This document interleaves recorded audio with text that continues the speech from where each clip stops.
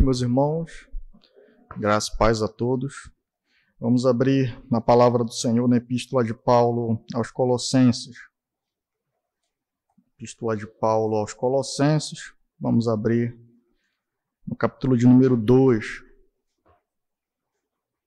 Hoje nós daremos atenção especial aos versículos 8 ao 10. Carta de Paulo aos Colossenses, capítulo 2, versículos 8 ao 10.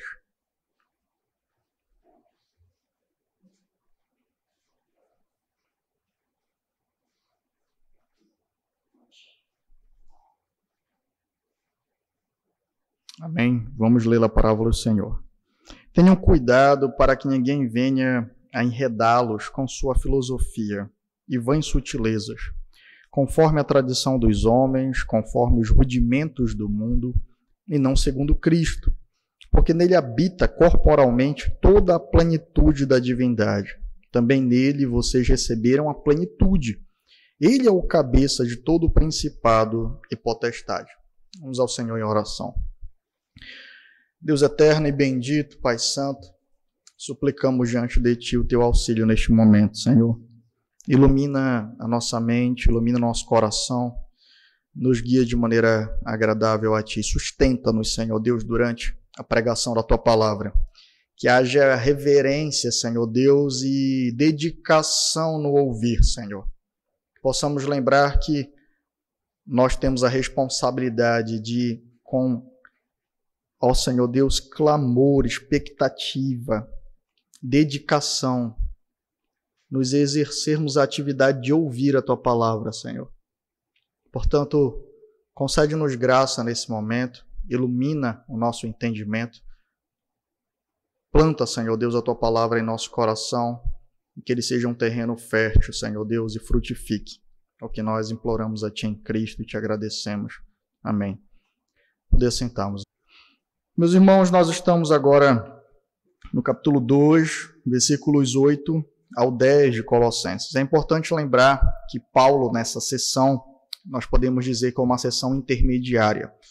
No capítulo 1, principalmente, Paulo ele tratou de apresentar de maneira sistemática a doutrina acerca do Senhor Jesus Cristo e da salvação. E ele já disse que um dos problemas principais que estavam sendo enfrentados na igreja de Colosso é que havia um novo ensino ali rondando essas igrejas.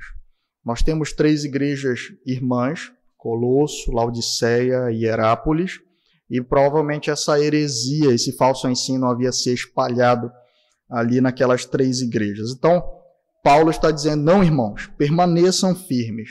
Esses homens estão propondo para vocês uma nova experiência por meio de outros caminhos que não são Cristo. Como nós vimos, esses homens eles tinham como teoria que a divindade possuía emanações e que Cristo era uma emanação muito excelente da divindade, mas não era tudo o que você poderia conhecer da divindade.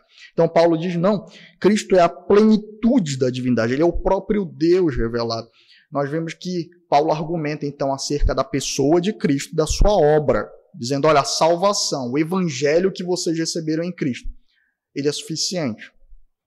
Portanto, Paulo diz, lembrem-se, irmãos, vocês receberam o evangelho genuíno, de um ministro genuíno, vocês experimentaram o poder do evangelho, a fé, a doutrina correta revelada pelo Senhor, vocês têm experimentado do amor, ou seja, do serviço que o evangelho gera, vocês têm experimentado das esperanças, ou seja, da promessa, das promessas que o evangelho traz. Paulo, então, afirma a salvação dos colossos, e aqui no versículo 6, ele diz aos colossenses como eles devem andar. Portanto, assim como vocês receberam Cristo Jesus, o Senhor, continuem a viver nele, continuem a andar nele. Nós vemos que Paulo então diz, olha, assim como vocês receberam a doutrina do Senhor, prossigam em conhecer ao Senhor. Vocês não precisam de nada fora do Evangelho. Prossigam em conhecer ao Senhor. Estando enraizados nele, portanto, lancem suas raízes em Cristo, recebam dele poder, graça, suficiência, e então sejam edificados por meio então desse enraizamento. O crente progride, ele cresce, tudo que está vivo apresenta crescimento, maturidade, progresso. Paulo então diz, olha, estejam firmados na fé, como foi ensinado a vocês, crescendo também em ações de graças. Hoje, irmãos, Paulo ele vai lançar um alerta aos colossenses. Ele diz, olha, primeiramente ele instrui positivamente o que eles devem fazer. Andem conhecendo a Cristo, se enraizando em Cristo, crescendo em Cristo, aprendendo do Senhor, rendendo ações de graças para Ele. Hoje ele vai dizer o que eles não devem fazer, o que eles devem tomar cuidado para fazer.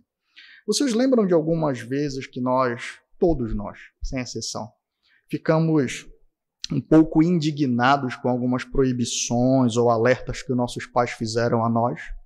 Às vezes nossos pais nos proibiram de determinadas coisas, às vezes nossos pais nos alertaram acerca de determinadas coisas, ou até mesmo um amigo ou uma liderança, e nós às vezes ficamos rebeldes ou insatisfeitos ou achando que aquilo era injustiça, e depois nós descobrimos que nós fomos livrados grandemente de algo, irmãos. Pois é, o nome disso é alerta, o nome disso é exortação, e nós estamos em uma sociedade que é avessa a isso na contemporaneidade.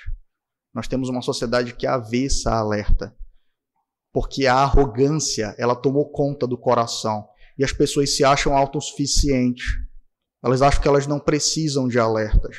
Elas acham que elas conseguem enxergar tudo e dominar tudo e provar tudo. Mas nós vamos ver que constantemente a Escritura nos traz alertas e proibições.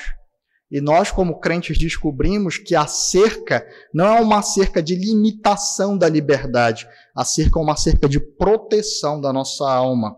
Isso vem desde o Éden, meus irmãos. O Senhor alertou Adão, ele proibiu, ele disse, não coma da árvore que está no meio do jardim, do conhecimento do bem e do mal. Satanás lança uma dúvida àquela proibição. Ele lança ali uma suspeita àquela proibição, um sentimento de injustiça. Deus está me privando de algo por meio de uma proibição, e então a queda vem. Esse princípio arrogante de autossuficiência, de ignorar alertas, de ignorar avisos, ele se encontra presente em nossos corações. E nós não podemos, meus irmãos, esquecer disso. Caso contrário, nós teremos a tendência de desprezar os alertas, meus irmãos, dos nossos pais, dos nossos líderes. Nós teremos a tendência de desprezar, meus irmãos, os alertas e, portanto, pagar muito caro por isso.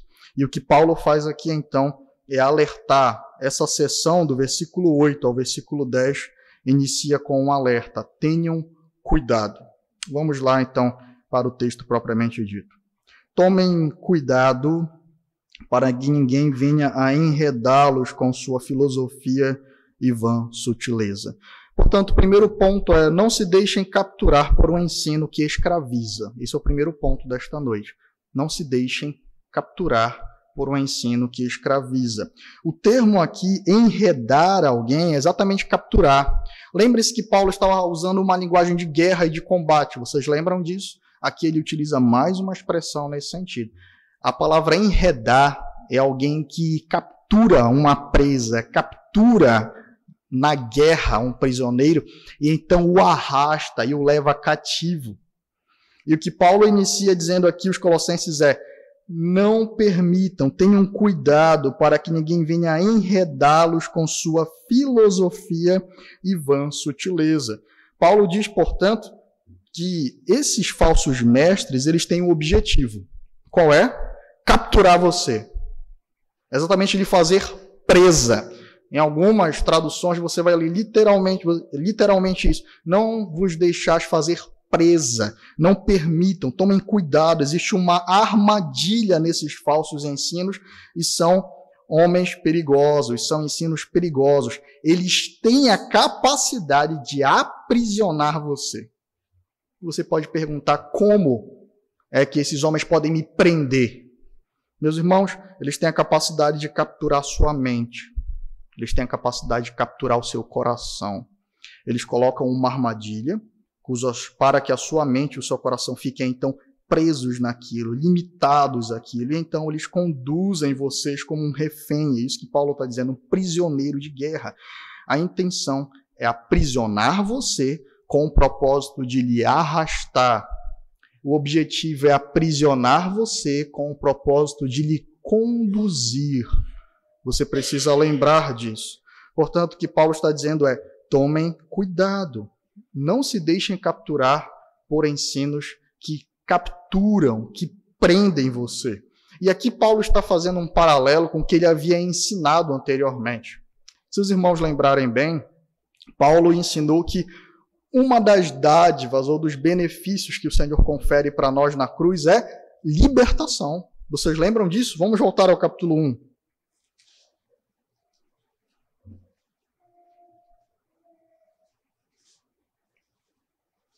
Versículo 21. Perdão, versículo 13. Ele nos libertou do poder das trevas e nos transportou para o reino do seu Filho amado. Então, Paulo diz que uma das coisas que o Senhor Jesus Cristo operou por nós foi libertação. Ele nos tirou da escravidão das trevas, ele nos tirou do domínio, daquela opressão do mal. E agora Paulo está dizendo: não percam a liberdade para esses falsos ensinos. Esses falsos ensinos vão roubar a liberdade de vocês, vão aprisionar a mente de vocês, vão aprisionar o coração de vocês, com o objetivo, então, de conduzir você. O interessante é que quando Paulo disse: tenham cuidado para que ninguém venha enredá-los, ele também coloca uma responsabilidade em nós. Observa isso, é um alerta para a gente. Tomem cuidado para que ninguém os capture, tomem cuidado para que ninguém os enrede. Portanto, irmãos, isso deve gerar em nós um estado de alerta e também um raciocínio. As pessoas que são geralmente enredadas, elas são atraídas, elas se deixam atrair por esses ensinos.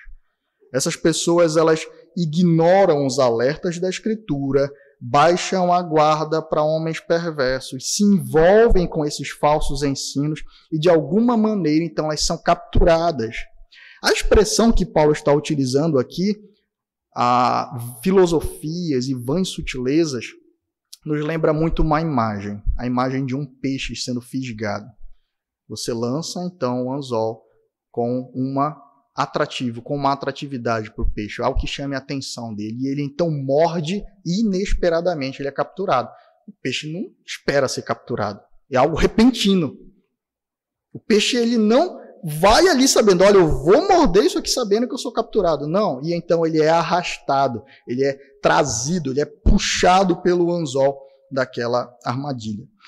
E o interessante, meus irmãos, é como eu disse a vocês, esses alertas contra falsos ensinos, falsos profetas, pessoas sectárias, pessoas que dividem a igreja, são diversos no Novo Testamento. Eu gostaria de ler 2 com os irmãos que são importantes. Primeiramente, Mateus, capítulo 7. Evangelho de Mateus, capítulo 7, versículo 15.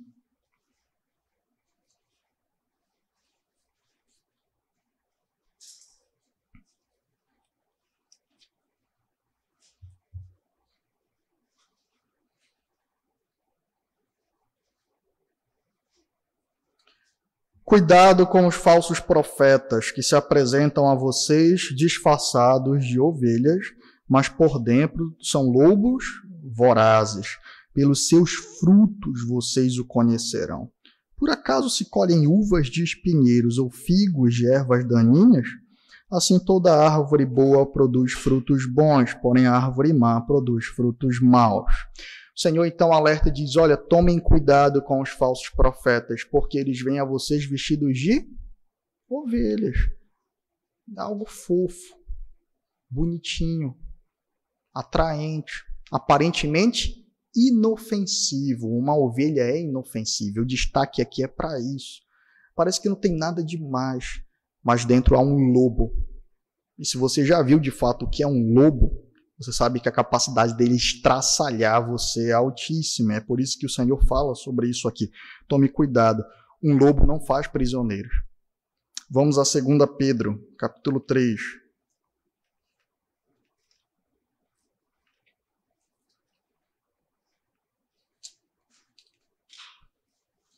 Segunda Epístola de Pedro, capítulo 3.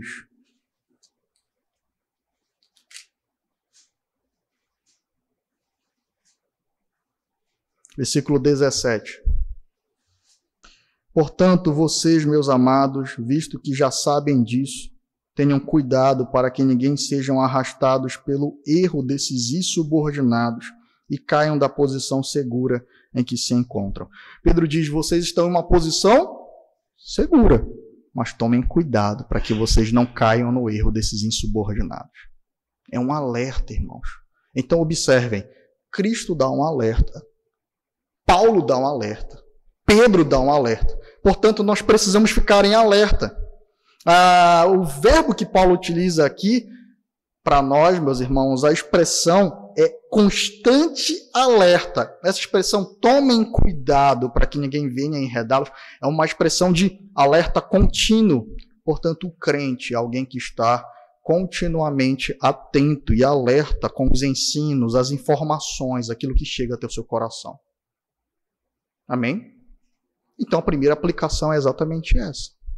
Quando Paulo diz, tome cuidado, você recebeu como esse alerta? Você recebeu com humildade, você abriu seus ouvidos e falou, o que Paulo vai mandar eu tomar cuidado? O que a Escritura está dizendo para que eu proteja o meu coração? Ou será que você desprezou o alerta, ou tem desprezado o alerta? Será que você tem vivido como alguém autossuficiente? Eu conheço tudo, eu posso provar tudo, a minha liberdade não vai ser impedida por ninguém. Esse tipo de ímpeto é um ímpeto tolo. Alguém que caminha sem cuidado, ignorando os alertas que o Senhor coloca para nós, é alguém tolo, é alguém que está preparado para ser capturado, é alguém que se acha autossuficiente, pensa que tudo conhece, tudo domina, são avessos a alertas, a exortações, e por isso constantemente se tornam presas do inimigo, sem perceber. Paulo diz que isso aqui são filosofias e vãs sutilezas. Isso aqui tem um significado para nós. A palavra filosofia, aqui utilizada por Paulo, vem de uma raiz de amor ao conhecimento. Portanto, primeiramente, é atrativo porque parece ser extremamente sábio, erudito. E isso, então, atrai o coração humano. E também é sutil, parece algo inofensivo e, portanto, tenta nos relacionar com as guardas baixas. Portanto, lembrem, irmãos, esse alerta é para todos nós. Paulo utiliza essa expressão para que o crente ele esteja o tempo inteiro se utilizando das proteções da palavra do Senhor para proteger o seu coração. Porque uma vez que você for capturado por esses ensinos, que a sua mente for enjaulada e o seu coração também, você vai ser arrastado por esse tipo de gente. Você vai ser arrastado por esse tipo de pessoa. De maneira que a sua vida passa a ser sutilmente conduzida por elas. Será que você não está preso à mentalidade de alguém? Será que Satanás não colocou na sua vida alguém que parece ser muito bacana, muito legal e capturou seu coração e a sua mente? De maneira que a palavra não é o que regula mais você, mas a opinião dessa pessoa, a opinião desse falso mestre, a opinião desse lobo vestido de ovelha. Tome cuidado, a liberdade foi comprada pelo sangue de Cristo. E Paulo diz então, não entregue a sua liberdade a vozes que irão escravizar o seu coração. Amém? A primeira exortação de Paulo, então, é isso. Tomem cuidado, não se deixem capturar por ensinos, opiniões, palavras que escravizam o coração. E aqui esses homens, então, desejavam escravizar e capturar os crentes para poder conduzi-los para longe de Cristo. O segundo ponto que Paulo nos alerta, que nós podemos aqui nomear, é não se deixem capturar por um ensino que é vazio e demoníaco. Não se deixem capturar por um ensino que é vazio e demoníaco. Paulo fala sobre como esses falsos ensinos, essas falsas palavras, esses cochichos, eles são extremamente atrativos ao coração, mas quando você prova eles se demonstram falsos. Existe uma maneira de você comprovar se uma aliança ela é genuína ou não. O ouro ele é resistente a determinados tipos de ácidos e substâncias.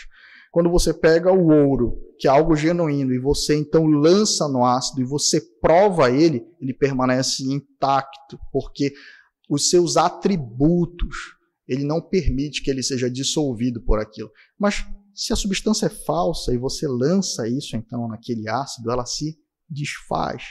E Paulo está dizendo isso, a palavra do Senhor prova esses ensinos. E eles parecem muito atrativos, porque são filosofias, ou seja, traz o ar de alguém erudito. É o amor pelo conhecimento. E a humanidade tem produzido diversos filósofos, cada um com a sua própria teoria, e teorias vazias, meus irmãos, que tentam dar sentido à vida, mas se desfazem diante da realidade que está posta para nós. E Paulo diz, olha, essas filosofias, elas são atrativas e elas são sutis. A expressão vã sutileza aqui parece algo inofensivo, mas são aditivos que vão sendo colocados na sua vida, são aditivos que vão sendo colocados na sua cabeça de maneira sutil e quando vê, já foi utilizado para capturar você.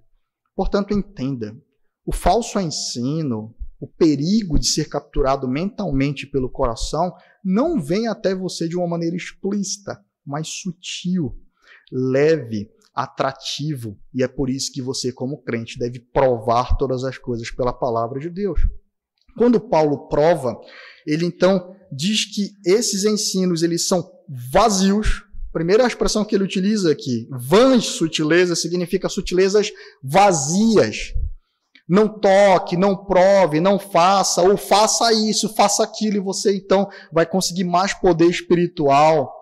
Siga esse tipo de ritual e você então vai crescer na fé. E parece algo tão inofensivo. São elementos do dia a dia. Não custa nada eu fazer. E pouco a pouco você vai cedendo espaço. E ao invés de você estar sendo liberto, você está sendo capturado.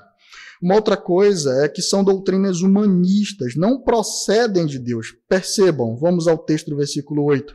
Tenham cuidado para que ninguém venha enredá-los com sua filosofia e vãs sutilezas, conforme a tradição dos homens. Conforme a tradição dos homens. E conforme os rudimentos desse mundo. E não segundo Cristo. Portanto, Paulo diz, olha, é fácil você analisar o que está sendo dado para você. Não é segundo Cristo. Não provém de Cristo. Não é a revelação que Cristo entregou. Não é a palavra do Senhor.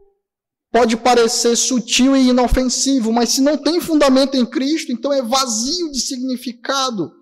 Não tem poder para a vida, é uma prisão. Então tomem cuidado.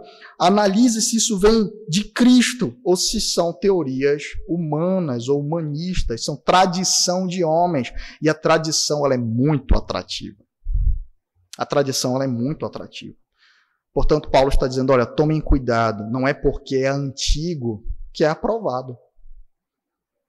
Não é porque é complexo que de fato tem algum significado.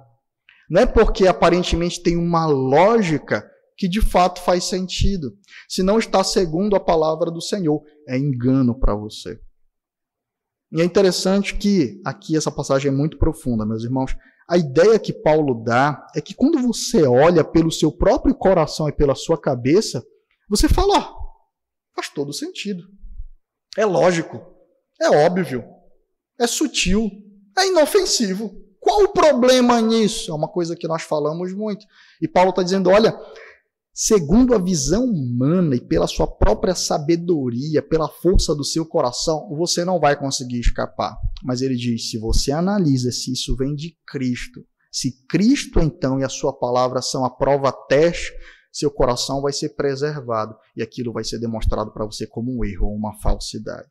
Portanto, Paulo diz, não vem de Cristo esses ensinos, não tem fundamento na sua palavra.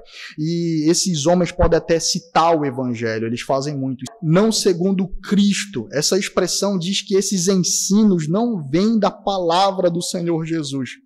Outro termo que ele utiliza aqui é segundo os rudimentos desse mundo. E essa expressão rudimentos aponta para falsas religiões, para alguns detalhes, algumas tradições humanas que vêm de várias religiões e tentavam então se amalgamar com o cristianismo ali. Muito provavelmente Paulo está falando sobre espíritos elementais. O que Paulo está dizendo é que essas vãs filosofias elas começam devagar.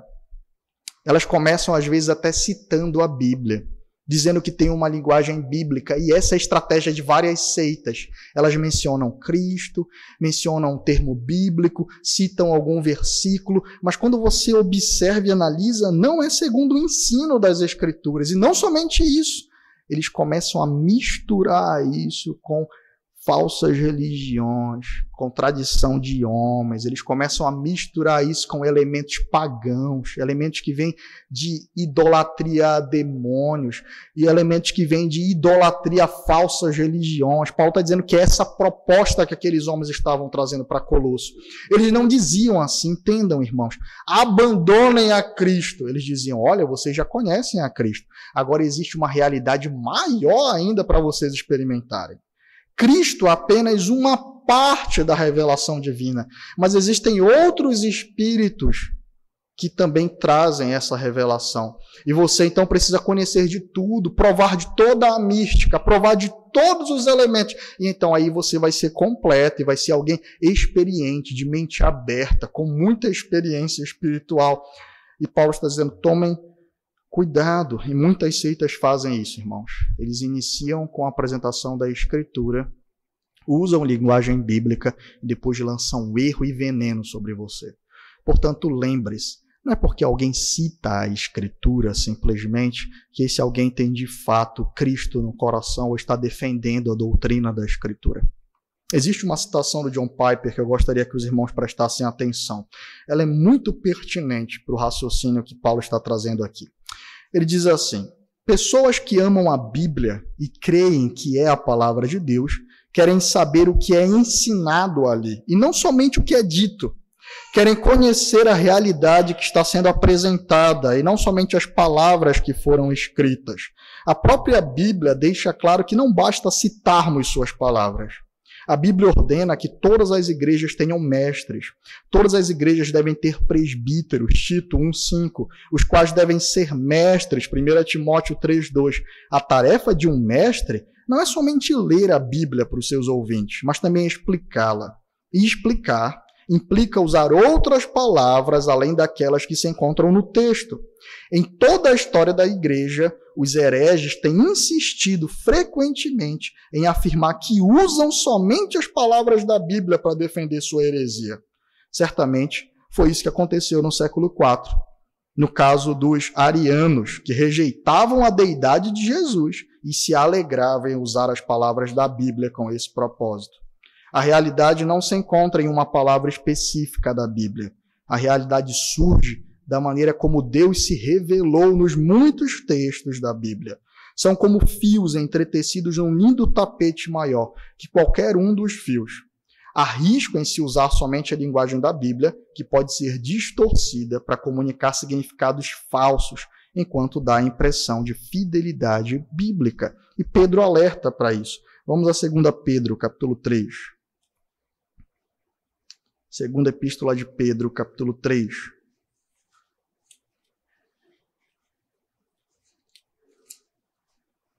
Versículo 16.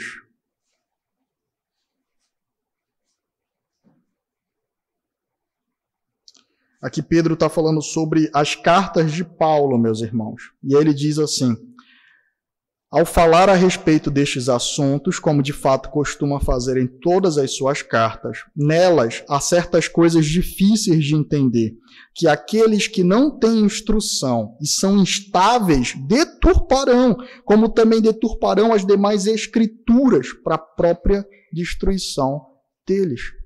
Você está prestando atenção?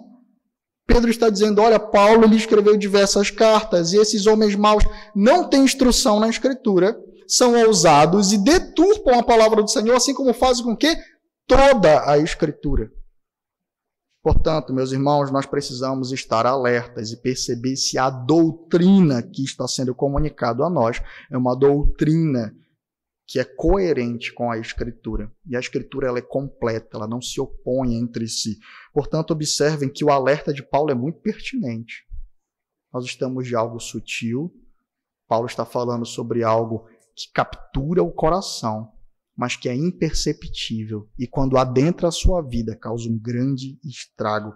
Portanto, meus irmãos, nós precisamos ter as nossas mentes cativas à palavra do Senhor e ao ensino da palavra, e não somente citações soltas da Escritura. E nós temos uma aplicação. Primeiramente, meus irmãos, às vezes o que vai nos conduzir a cair e a endurecer o nosso coração é orgulho e prepotência. É um dos meios que Satanás usa para que nós caiamos nesse laço. Existem pessoas muito arrogantes, elas desprezam o ensino, elas acham que podem aprender por conta própria, quando o Senhor ele determina a maneira como os crentes aprendem e progridem em aprender. São pessoas famintas de qualquer conhecimento. Se for complexo, se estiver na moda, se for bem aceito pela academia, eles são famintos por isso. Eles são famintos por filosofias, ignorando o rigor da palavra do Senhor. E quando menos eles esperam, eles foram lançados, capturados, e você vê pessoas falando coisas assim totalmente avessas à Escritura. Pastores antigos caindo em doutrinas novas, em falsos ensinos, porque eles não perceberam que tinham um amor pelo mero conhecimento e não pelo conhecimento que procede da palavra de Deus. Às vezes o pecado gera em nós uma mentalidade mística e preguiçosa em conhecer ao Senhor por meio da sua palavra também. Como assim, pastor? Alguns são conduzidos pelo apaixonamento dos ensinos. Outros são conduzidos por vãs sutilezas. E como disse para você, vãs sutilezas, olha, faz isso aqui que vai dar certo na tua vida. Faz esse ato, esse ritual, segue esse tipo de coisa, proclama, decreta. E você começa então a trazer esse tipo de coisas aparentemente inofensivas para a sua vida. Sabe por quê?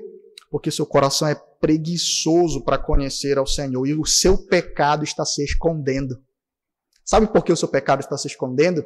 Porque quando nós conhecemos a palavra, o Senhor nos chama a uma responsabilidade. Quando nós conhecemos a palavra, o Senhor se revela a nós. Mas exige dedicação do crente, exige matar o ego dia a dia, exige esforço, exige sentar, exige orar ao Senhor e dizer, Senhor, fala comigo, ensina-me, Senhor. E a partir do momento que você é ensinado, a Escritura cobra uma responsabilidade de você e diz, olha, abandona o teu pecado e você vai obter santidade. Abnegue-se. Submeta-se ao Senhor Jesus Cristo e você vai experimentar de poder e santidade. E as pessoas não querem isso. Elas querem a salvação de Cristo sem o seu senhorio. Elas querem ir ao céu sem responsabilidade. Elas querem ser chamadas de crentes santas sem santidade. E então, quando eu te ofereço uma religião mística, uma religião sentimentalista, você pode simular a experiência com Deus sem de fato a abnegação que o Evangelho chama a você. E é por isso que é tão atrativo. É por isso que é tão palatável ao pecado. Porque para que ele possa se esconder e abafar a consciência, ele simula experiências com Deus. Ele mente para si mesmo, o coração mente para si mesmo, se apega a esse tipo de proposta rasa, superficial, inútil para o combate contra o pecado. E então as pessoas abafam a consciência e dizem, mesmo eu não submetendo a nada da Escritura, eu sou crente, porque eu amo tanto ao Senhor.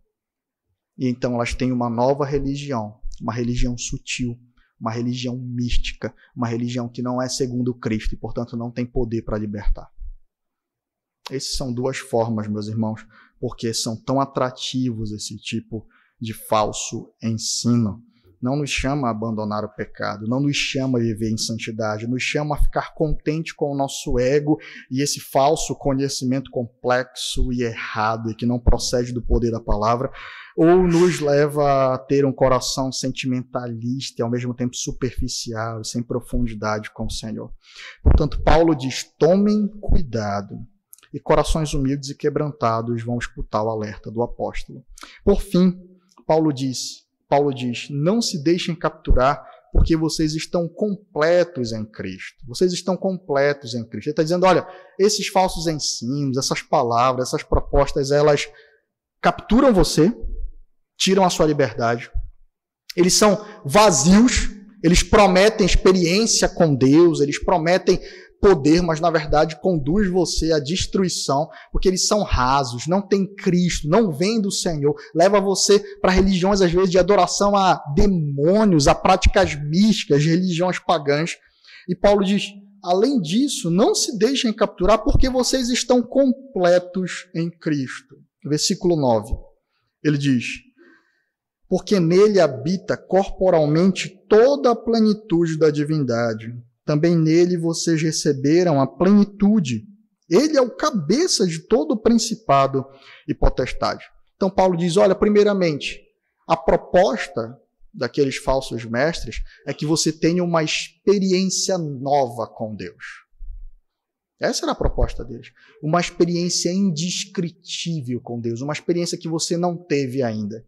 Escute o que eu vou dizer para você. Se você ainda não teve uma experiência indescritível com Deus, você não experimentou de conversão. Porque a conversão é exatamente isso. As palavras utilizadas para conversão são você sair da morte para a vida. Existe algo mais radical do que isso? É você sair das trevas para a luz, da escravidão do pecado para a liberdade no Senhor Jesus Cristo. Existe algo mais radical do que isso? Eu não estou falando sobre apoteose, eu estou falando sobre libertação, sobre assenhoreamento, sobre justificação, santificação, libertação, vida, quando havia morte. Portanto, essas propostas são falsas e enganosas. Era isso que eles traziam para o Colosso. Olha, vocês vão ter uma experiência nova com Deus, arrebatadora. Uma experiência com Deus que vai mudar a sua vida. Não, mas eu sou converso. Não, a conversão é o primeiro estágio. Resta ainda algo maior. E você, para isso, precisa fazer isso, e seguir esse ensino. E Paulo está dizendo, olha, não se deixem capturar por esses ensinos falsos, porque vocês estão completos em Cristo. Primeiramente, porque nele habita corporalmente toda a plenitude da divindade. Lembrem-se, uma parte desses falsos ensinos é essa filosofia de que a divindade ela se dividiu não só em Cristo, mas em outros espíritos que poderiam ser conhecidos e que completariam então essa experiência religiosa. Paulo diz, não, Cristo é o homem-Deus. Cristo é Deus-homem. Em Cristo toda a plenitude da divindade habita corporalmente. Paulo diz, vocês não precisam de nada fora dele. Mas nós vimos isso nos estudos passados. O que Paulo traz aqui agora no versículo 10 é, também nele vocês receberam a plenitude. Vocês estão completos. Paulo está dizendo, olha, vocês estão procurando algo fora de Cristo, por quê? Essa é a pergunta que Paulo faz para Colossos. Não façam isso. Não façam. Esse é o alerta. Não procurem nada fora de Cristo. Porque o que há fora de Cristo é morte, destruição, engano. Em Cristo, Deus está revelado. Ele é o próprio Deus. Ele é a divindade plena. Nele habita corporalmente toda a plenitude da divindade. E não somente isso. Nele vocês são completos. Glória a Deus, meus irmãos. O que Paulo está dizendo é, vocês não precisam nada que Cristo não possa entregar a vocês. Toda a necessidade que vocês têm de aprofundamento, de conhecimento genuíno, de libertação do coração, de crescimento espiritual, todo o poder que você precisa contra o pecado, toda a graça que você precisa para batalhar contra o diabo, toda a experiência genuína de um relacionamento profundo, agradável, em crescimento saudável, está tudo em Cristo. Paulo está dizendo, não abandonem o Senhor. Vocês têm tudo o que vocês precisam em Cristo. Ele não somente é a plenitude, ele não somente é, meus irmãos, a plenitude, ele comunica a plenitude. Ele é o único que satisfaz de fato a alma do homem criado para a eternidade. Ele é o único onde o homem encontra plena vida, plena liberdade, pleno poder, plena santificação. É em Cristo. Paulo está dizendo, é tudo em Cristo. Irmãos, não olhem para mais nada, olhem para o Senhor, olhem para o libertador de vocês, olhem para o Evangelho segundo Cristo apresentou a vocês, o que foi revelado a vocês, e se dediquem nisso. Ele falou anteriormente, lembrem-se. Permaneçam caminhando em Cristo, a viver nele. Agora ele diz, porque nele vocês têm tudo, vocês não precisam nada fora dele. Andem em Cristo, essa é a ideia, porque vocês não vão achar nada fora dele, nada que seja bom, nada que seja puro, nada que seja belo, nada que seja genuíno está fora de Cristo. Portanto, continuem a andar nele, estar arraigados nele, crescendo nele, porque nele habita corporalmente toda a plenitude da divindade. Se você busca a sua satisfação fora de Cristo, você é uma pessoa infeliz. Está aqui a razão da sua infelicidade. se você tem se dedicado a preencher o vazio do seu coração e da sua alma com uma conquista, saiba que não vai servir. Você vai conseguir. E quando você conseguir, você vai continuar sendo miserável e condenado ao inferno. Se você não tem Cristo, nenhuma conquista que você tenha nessa terra é genuína. A única conquista genuína que o crente recebe é o que Cristo conquistou na cruz pelo crente. Ela é genuína, ela é durável, ela é eterna.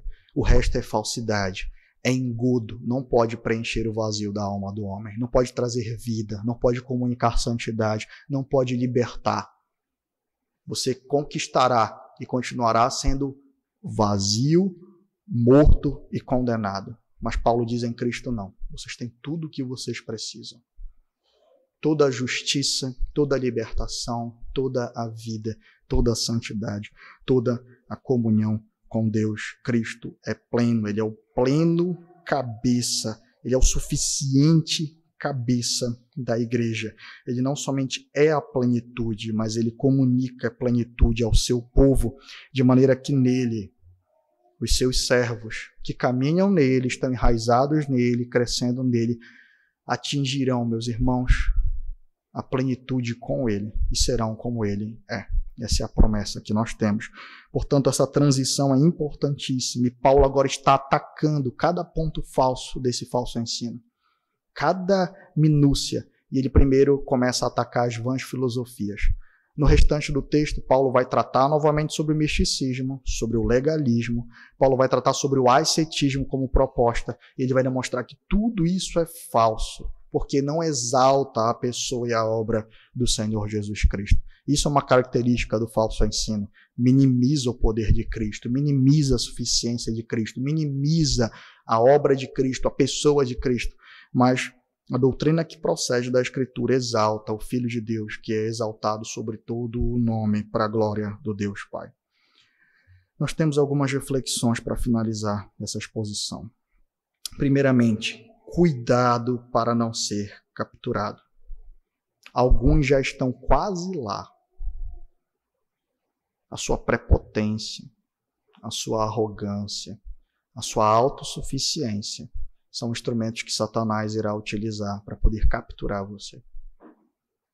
Tomem alerta nas Escrituras. Ouçam os líderes que o Senhor colocou para alertar o seu coração. Eles foram dados pelo Senhor. Ouçam irmãos sábios, ouçam alertas do povo de Deus. Aprendam a escutar e a duvidar da sua própria capacidade e do seu próprio coração. A Escritura traz alerta a nós para que nós estejamos em alerta, não seja arrogante e se mantenha em alerta. A segunda reflexão que eu trago aqui é para você. Talvez você esteja capturado e você esteja percebendo pela graça e misericórdia do Senhor que você está enlaçado nisso. Às vezes você é estimulado a abandonar a sua falsa religião e você fala, não, mas eu estou há tanto tempo nisso, o que é que vão falar? Às vezes você é estimulado a abandonar o seu misticismo e a ter um relacionamento de fato com Deus. E você fala, não, mas isso é muito difícil, vai envolver abandono de pecados e você silencia a consciência. Às vezes você fala, não, eu já estou tanto tempo no meio dessa falsa igreja, no meio dessa falsa religião, envolvido com esses falsos rudimentos. Eu vou seguir em frente, vai dar certo. É mentira de Satanás, não vai. Clame o poder do Senhor Jesus Cristo. Se volte para a palavra de Deus, para o que Cristo ensina, para o que Cristo revela. Se volte para a vontade do Senhor, para que você experimente de libertação. Você vai conhecer a verdade vai libertar você. Não vale a pena permanecer enredado por vãs filosofias, mentindo para si mesmo, abafando a consciência, ignorando o incômodo que o Senhor tem provido providencialmente para você, achando que vai dar certo. Não vai. Não vai. E depois que o Senhor trouxer juízo sobre a terra, não haverá mais esperança. Mas hoje há. Agora há. Cristo está disponível. Ele é Deus. Ele morreu na cruz para prover libertação para você. Libertação das trevas. Rompa com as trevas. Clame, Senhor, ilumina-me, Senhor. Me conduz a essa experiência real de relacionamento contigo. E não essa superficialidade, Senhor. Não essas mentiras. não é essa falsa religião. Traz o meu coração para encontrar satisfação em Ti, Senhor. Eu sou um idólatra do trabalho, eu sou um idólatra de dinheiro, eu vivo buscando metas na minha vida e mentindo para mim mesmo que quando eu conseguir Lazar, aí sim eu serei santo. Aí sim eu estarei redimido. Eu vou viver como um crente bom quando eu alcançá-las. É mentira. A libertação que Cristo provê, Ele provê hoje, agora. Se você não experimentou disso, rompa com isso, rompe com essas cadeias, peça para que o Senhor as quebre e Ele te libertará. A terceira reflexão é: se estamos em Cristo, nós temos tudo o que precisamos, crente. Glória a Deus por isso. Se você está em Cristo de fato, você está pleno. Vamos ler novamente o texto. É uma passagem que vale a pena ser lida novamente. Porque nele habita corporalmente toda a plenitude da divindade e também nele vocês receberam a plenitude. Ele é o cabeça de todo o principado e potestade. Se você está em Cristo, tudo o que você necessita está no Senhor. Se volte para Ele, crente. Ore, busque ao Senhor. No meio das suas provações, necessidades, no meio da sua luta contra o pecado, no meio da sua busca por santidade e conhecimento de Deus. Batalhe, milite em Cristo, como nós aprendemos hoje de manhã. Clame Abba Pai para poder receber esses benefícios. Usufrua disso, crente. Faça com que a sua fé tenha uma experiência real com Deus. Se você afirma que Cristo é todo poderoso, todo sábio, todo suficiente, todo bom, por que não há submissão então? Por que não há usufruto dos benefícios de Cristo na sua vida? Pense nisso. Você está vivendo as migalhas desse mundo, correndo atrás de ofertas que vão capturar você, que não trazem nenhum poder, nenhuma dádiva, não comunicam nada, nenhuma vida. Usufrua dos benefícios de Cristo, crente. Usufrua para que você experimente de uma vida que seja de fato plena no Senhor. Cristo morreu para comunicar plenitude a você. Não se satisfaça com menos do que a plenitude da vida cristã. Lembre-se disso. Mas existe aqui uma outra parte dessa reflexão. O texto diz: se você está em Cristo, você recebeu o que dele? Tudo. Você tem plenitude nele. Isso pode ser dito a respeito de você? Você está satisfeito em Cristo, irmão e irmã? A salvação tem algum peso, algum valor para você? Não estou falando nominal. Estou falando porque é bonito dizer essas coisas. Lá no seu íntimo, no seu coração. Essas coisas trazem alegria para você, você medita nelas. Ou você está tão focado em conseguir as coisas desse mundo que as belezas dos tesouros do Evangelho estão abafados, esquecidos, ignorados pela sua alma. De forma que você não tem meditado nesses tesouros. Você não tem experimentado desses benefícios. Você tem ignorado toda a riqueza e plenitude de Cristo para correr atrás dessas coisas. Você está satisfeito em Cristo Jesus?